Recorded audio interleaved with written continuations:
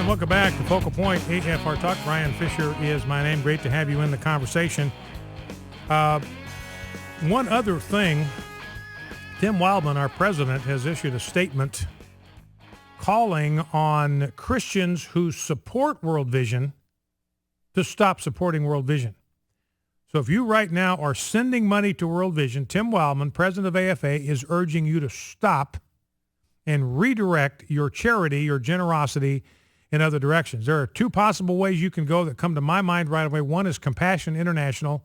My wife and I, my family, we supported a child through Compassion International for a number of years. Great organization. They do a great job of keeping you abreast, giving you information, including birth dates about the child that you are supporting. It was a great family project for us. The picture of the child we supported right there by the table. We could pray for the child because prayer requests would come our way. So Compassion International is a great alternative. There's also an organization called Pennies for Posha. Pennies for Posha. This has to do with an organization, an orphanage in Uganda. And you may want to think about looking into Pennies for Posha because, in part, because President Obama is threatening Uganda. Uganda's taken a clear stand for biblical morality on the issue of homosexuality. Joe Biden's out there calling them barbaric. Barack Obama is threatening them with withholding funding. He's going to pull money for them. I mean, you think about how cruel and savage it is. This money is to help hurting people in Uganda, starving people in Uganda, AIDS-ridden people in Uganda. And Barack Obama says, no, you're not getting a dime from us unless you cave on the profound moral issue of our time. We don't care about hurting people in Uganda. It doesn't matter to us that some people may die because we're not giving you the money. That doesn't matter. Our political agenda is what matters. And if you don't cooperate with our political agenda, you don't get any money from us. And we don't care how many people get hurt in the process. Another thing that AFA is calling on artists to do, World Vision works with a lot of recording artists and authors, including people like Max Lucado, Casting Crowns, for instance, one of the preeminent gospel Christian music groups in the country. And Casting Crowns, by the way, has already decided that they're severing their connection with World Vision. They've already done it. They didn't even have to wait to be asked.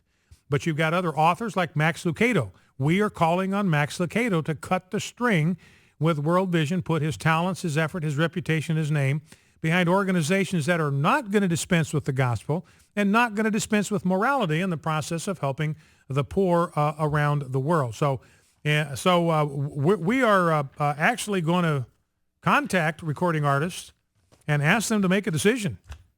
If you want your music played on American Family Radio on our Inspirational Network, then you need to adopt a biblical point of view with regard to marriage and your relationship with World Vision. So all that is percolating today. And, you know, in light of all of this, and this is why I think this was ultimately about money for World Vision, because President Obama has become increasingly hostile, overtly hostile toward Christian faith. In fact, the Chief Justice of the Vatican, his name is Richard Burke. He was the former Archbishop of St. Louis. He's now the Chief Justice at the Vatican. So he's a cardinal.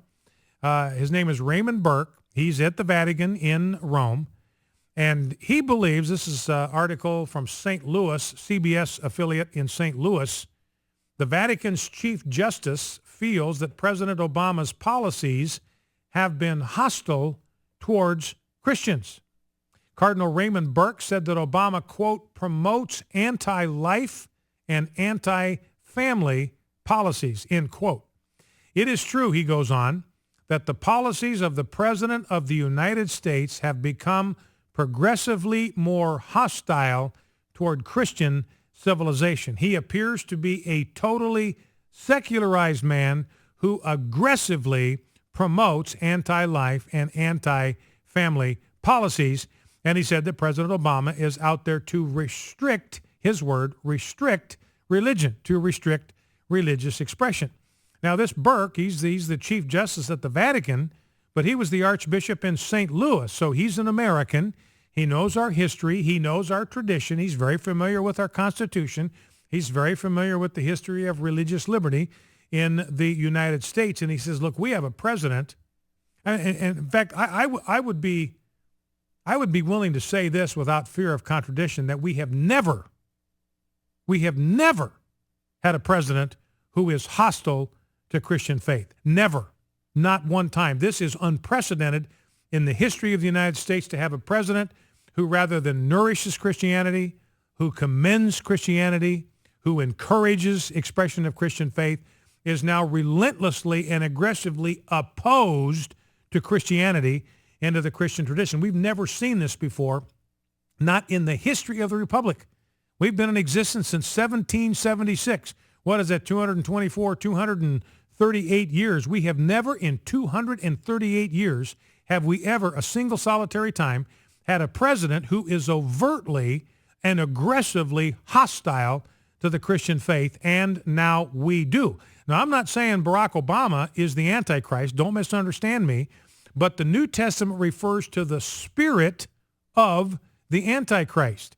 And John says, even now, many Antichrists have come. Many men empowered with the spirit, the dark spirit of the Antichrist, have come. Now, that's the spirit that you see at work in Barack Obama. What is it? Again, I want to be clear here. I am not saying that Barack Obama is the Antichrist. I am saying that the spirit of the Antichrist is at work in him.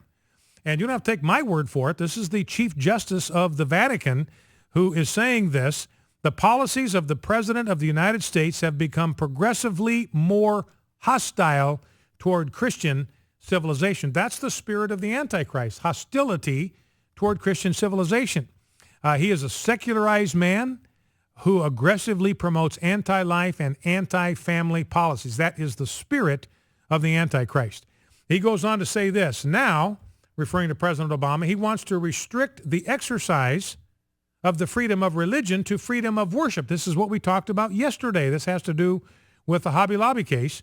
That is, he holds that one is free to act according to his conscience within the confines of his place of worship, but that once the person leaves the place of worship, that is, once he gets outside of the box that consists of the four walls of his church, the government can constrain him to act against his rightly formed conscience, even in the most serious of moral questions. What is that but the work of the spirit of the Antichrist? He says this, it is my hope, Burke says, speaking really to us in America, it is my hope that more and more of my fellow citizens, as they realize what is happening, will insist on electing leaders who respect the truth of the moral law as it is respected in the founding principles of our nation. And that's one of the reasons why American Family Association exists. We want to give you the kind of information so that you will know how to identify those candidates who will represent our values, who will defend Christian civilization, who will defend Christian values instead of try to tear them down, as this president and his administration seem intent on doing. You know, if you've got a primary coming up in your state, go to afaaction.net, afaaction.net, and you can get a voter guide that will help you even in many primary elections in this election season. So we'll see how all of that plays out. But, you know, it's grievously disappointing what's happened with World Vision. You know, Franklin Graham said, look, Bob Pierce, who started World Vision, his heart would be broken. I'm sure his heart was broken when World Vision abandoned evangelism.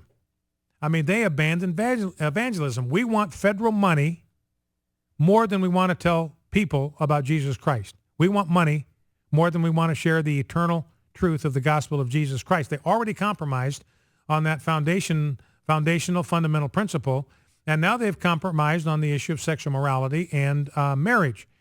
And again, I cannot resist the assessment that this, in the end, is about money. Let me find that explicit statement. Christianity Today has a lengthy, like a 5-page interview with Richard Stearns, and here's what they say on page 4. The policy change comes as World Vision has reduced its U.S. workforce by 10% over the past 15 months as expenses have risen and government grants have decreased. Now, I find that intriguing. I find that intriguing that government grants have decreased. This is money from the federal government that's started to dry up. And I don't think it's beyond the realm of possibility that somebody from the federal government has already told him, look, if you maintain your position on natural marriage, this spigot is going to be turned off altogether. If you don't get your minds right on sodomy, you're not going to get any more money. The day's going to come when you won't get a penny from President Obama and the federal government. I cannot help but think that that is what is driving this issue. They're in trouble. Donations have been drying up. Boy, wait till they see what happens now. Federal stream has been reduced. And I think this is a desperate ploy on their effort to kind of save what is left of the organization. Now,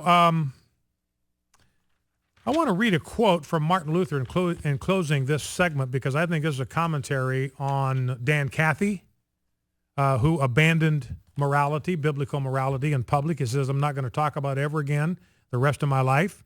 I believe it in my heart, but I'm not going to breathe a word about it as long as I live. I'm going to be in the tall grass until the day I die. And what World Vision has done, this is what Martin Luther said: if I profess with the loudest voice and clearest exposition every portion of the truth of God except precisely that little point which the world and the devil are at that moment attacking, I am not confessing Christ, however boldly I may be professing Christ. Where the battle rages, there the loyalty of the soldier is proved, and to be steady on all the battlefield besides is mere flight and disgrace if he flinches at that point. Well, ladies and gentlemen, ask yourself, where is the world and the devil pressing the attack at this time in our culture's history? It's pressing the attack on natural marriage. It's pressing the attack against Judeo-Christian standards of sexual morality. If we flinch at the point where the battle is raging, it's nothing but flight and disgrace. There's no boldness in that. There's no courage in that. There's timidity, fear, and abject weakness. So perhaps World Vision is the most accurate name for this organization now. It has clearly rejected God's vision of marriage and adopted the vision of the world. Focal Point AFR Talk.